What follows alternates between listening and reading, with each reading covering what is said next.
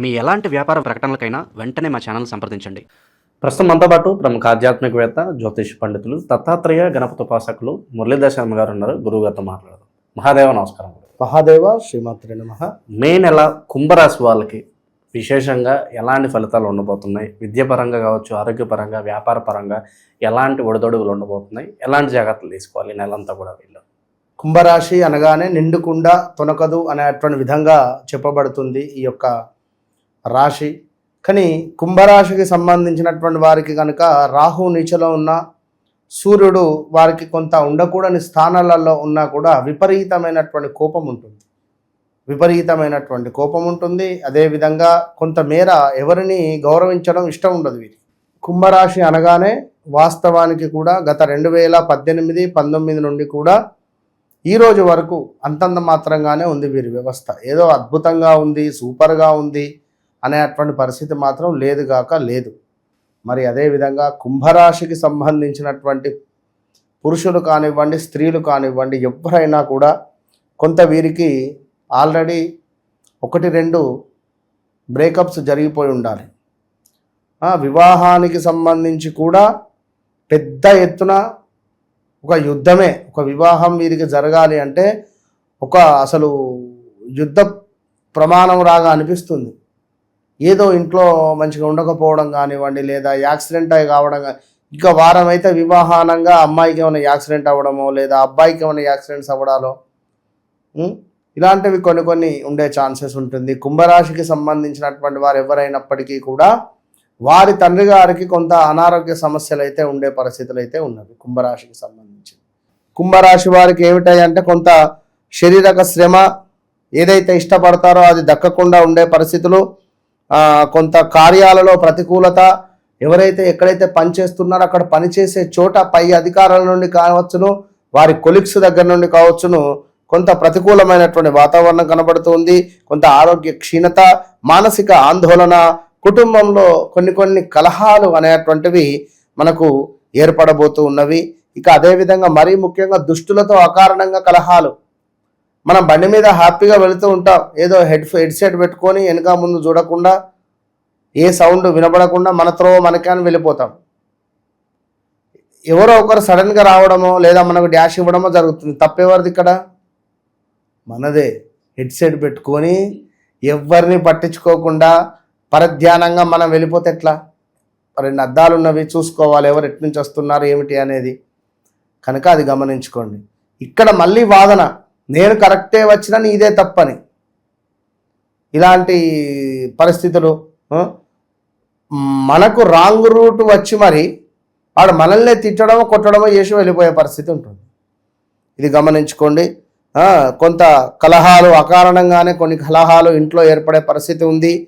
కొంతమేర ప్రమాదాలు, అదేవిధంగా కార్యవస్తు నాశనాలు, కొంత తేజో క్షీణత, అంటే ఏదైతే మీ పేరు ప్రఖ్యాతలు, పలానా వ్యక్తి బాగున్నాడు అంటే అద్భుతంగా మాట్లాడతాడు, లేదా పలానా కంపెనీ లేదా పలానా షోరూము, అంటే ఇక్కడ సాసి సూసి అక్షరాలు ఈ పేర్లతో మొదలయ్యేటువంటి ఇలాంటి మనకు వ్యాపార సంస్థలైనప్పటికీ కూడా కొంత ఏదో ఒక చిక్కుముడులు వచ్చేటువంటి పరిస్థితులు అయితే ఉన్నవి. కనుక కుంభరాశి వారు ఎవరైతే ఉన్నారో తగు జాగ్రత్తలు తీసుకోవాలి. వ్యక్తిగత జాతకరీత్యా నడిచేటువంటి దశ అంతర్దశలలో ఖచ్చితంగా మరి మీకు శనైశ్వరుడు ఎక్కడున్నాడు, లేదా ఏ గ్రహం ఎక్కడ ఉన్నది, మాకు నడిచేటువంటి దశ అంతర్దశలు ఏమిటి?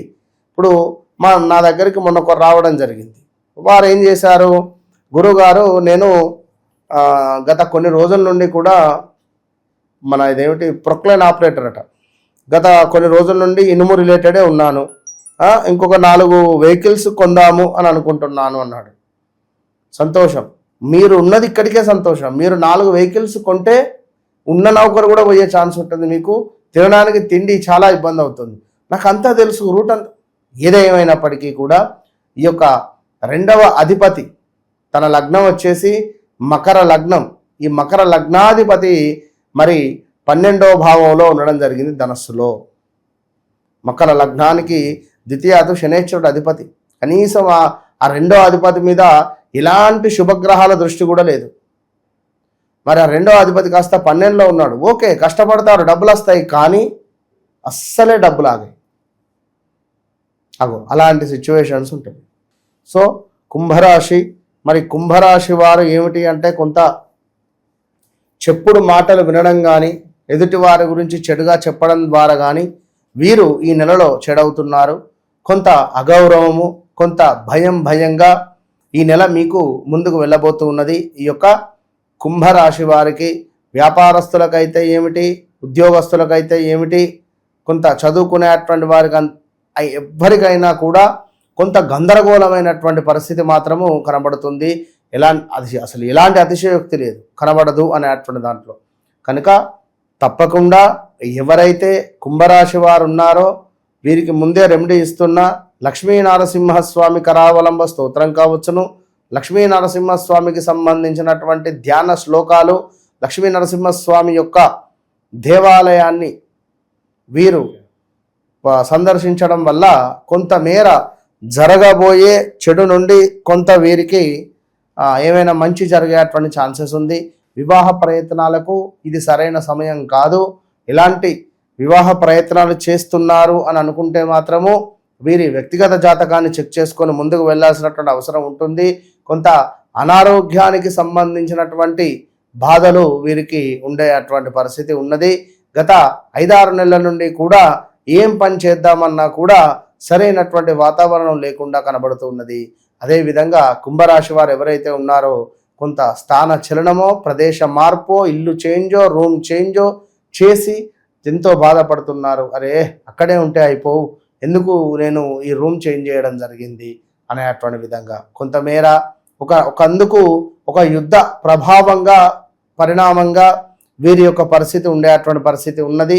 సో చాలా జాగ్రత్తగా ఉండాలి. ఈ యొక్క కుంభరాశి వారు కొంతమేర వీరికి కూడా ఇంట్లో గృహోపకరమైనటువంటి వస్తువులు కొనుగోలు చేసేటువంటి పరిస్థితి ఉన్నది. అదేవిధంగా మాట అనేటువంటిది చాలా పదిలము. మాట మూలకంగా పెద్ద ఎత్తున ఇబ్బందులు పడేటువంటి ఛాన్సెస్ ఉన్నది ఈ యొక్క కుంభరాశి వారికి. కనుక కుంభరాశి వారు తగు జాగ్రత్తలు తీసుకుంటూ చాలా ఓపికగా ఉండడం ద్వారా మాత్రమే మంచి ఫలితాలు కనబడుతున్నవి.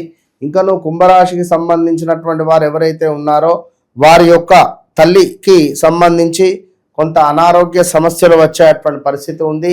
కొంత అన్నతమ్ముళ్ళల్లో తమ్మునితో కానీ అన్నతో కానీ కొంత గొడవలు జరిగేటువంటి ఛాన్సెస్ కనబడుతూ ఉన్నవి.